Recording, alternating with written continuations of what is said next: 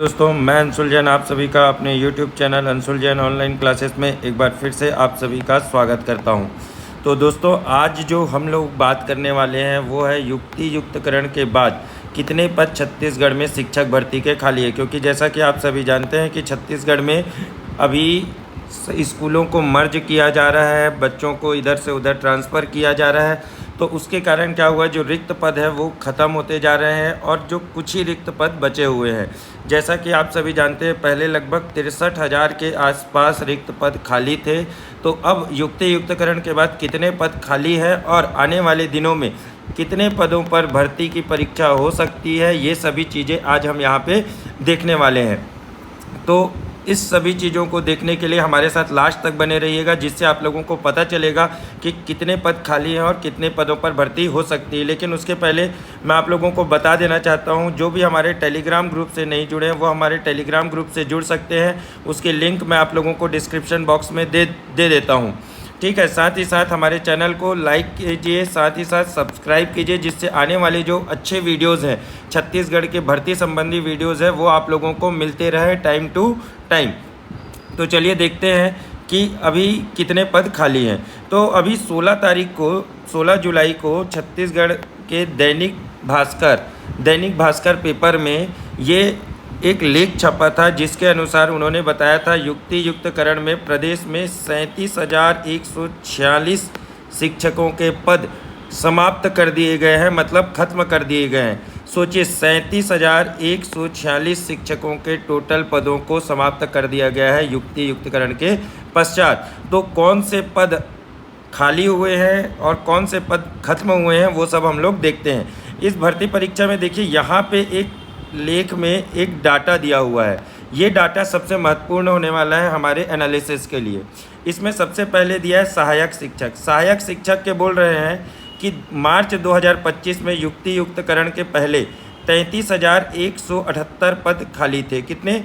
33,178 पद खाली थे, जिसमें जुलाई में जब इसका ब्यौरा दिया गया तो सिर्फ और सिर्फ 6,424 पद खाली बचे। इसका मतलब ये है कि लगभग युक्ति युक्तकरण के पश्चात 27,000 सहायक शिक्षक के पदों की बलि चढ़ गई है, मतलब 27,000 शिक्षकों के पद खत्म कर दिए हैं सरकार ने। ये चीज़ सबसे बड़ी चीज़ है। इसके बाद देखते हैं शिक्षक भर्ती। शिक्षक में क्या बोल रहा है कि मार्च 2025 में 10,883 पद थे, जो बच के 4,750 हो चुके हैं। मतलब लगभग आप ये चलिए लेके कि यहाँ पे भी 6,000 पद, लगभग 6,000 पद खत्म कर दिए गए हैं शिक्षक के भी। शिक्षक के कितने पद समाप्त किए गए हैं बोल रहा है, तो शिक्षक भर्ती में भी 6,000 पदों को समाप्त कर दिया गया है छत्तीसगढ़ सरकार की तरफ से। इसके बाद बात करते हैं व्याख्याता की। तो व्याख्याता में पहले 9,246 पद थे। कितने थे? 9,246 पद थे, जो अब घट के 6,773 हो गए। 6,773 मान के चलता हूँ, ये 7 के है, तो लगभग 2,000 पद, 2,000 से 2,200 पद के आसपास व्याख्याता पद पे भी समाप्त कर दिए गए हैं। इसके बाद प्राथमिक शाला प्रधान पाठक के कितने पद खाली थे? 2,119 पद खाली थे। अब सिर्फ 1,533 पद खाली है। इसका मतलब लगभग 600 पदों को समाप्त कर दिया गया है प्राथमिक शाला के प्रधान पाठक से। इसके बाद बात करते हैं कि माध्यमिक शाला प्रधान पाठक के 4,445 पद थे, जिससे जो अब घटकर 2,984 पद हो चुके हैं। मतलब 1,000 पद यहाँ पे माध्यमिक शाला प्रधान पाठक के भी खत्म कर दिए गए हैं। प्राचार्य के पद टोटल 3,582 पद थे, ठीक है, 3,582 पद थे, जिसमें से अब 3,443 बचे हुए हैं। कितने? 3,443 पद ही बचे, मतलब लगभग 100 पद भी यहाँ पे भी समाप्त किए गए हैं। ये जो डेटा है ये अभी दैनिक भास्कर में आया था, ऑथेंटिक डेटा है, छत्तीसगढ़ सरकार का डेटा है, जिसमें 63,053 पद थे, जो अब घट के 25,907 पद हो चुके हैं। सिर्फ कितने बचे? 25,907 पद। अब सबसे ध्यान रखने योग्य है दोस्तों, जो अब आप लोग को सवाल ये उठ रहा था, आप लोगों का जो सवाल था उसके पीछे जाते हैं कि भर्ती कितने परीक्षा पे हो सकती है, भर्ती परीक्षा कितने पदों पर हो सकती है। तो सबसे ध्यान रखने बात ये है कि इनमें से ये जो 3 पद हैं, नीचे के जो 3 पद हैं, ये अपने काम के नहीं है, क्योंकि ये पद डायरेक्ट रिक्रूटमेंट से नहीं भरे जाएंगे। ये पद भरे जाएंगे किससे? प्रमोशन से। किससे? प्रमोशन के पद हैं। अब प्रमोशन के जब पद हैं तो इसमें से आप इन पदों को माइनस कर दीजिए, जो बचे हुए पद हैं उनको माइनस कर दीजिए। तो यहाँ पे 3,000 पद माध्यमिक शाला के, 3,500 ये, ठीक है, मतलब कितने हो गए? 3 और 3.5, 6,500 और 1,500 ये, मतलब लगभग 8,000 जो पद है वो तो आपके काम के ही नहीं है। 8,000 जो पद है वो आपके काम के नहीं है, मतलब 26,000 लगभग मान के चलते हैं। तो इन 26,000 पदों में 8,000 पद आप माइनस कर दें तो आपके पास सिर्फ बचते हैं 18,000 पद। अब इन 18,000 पदों पे भर्ती होगी, लेकिन 18,000 पद क्या एक साथ भरे जाएंगे?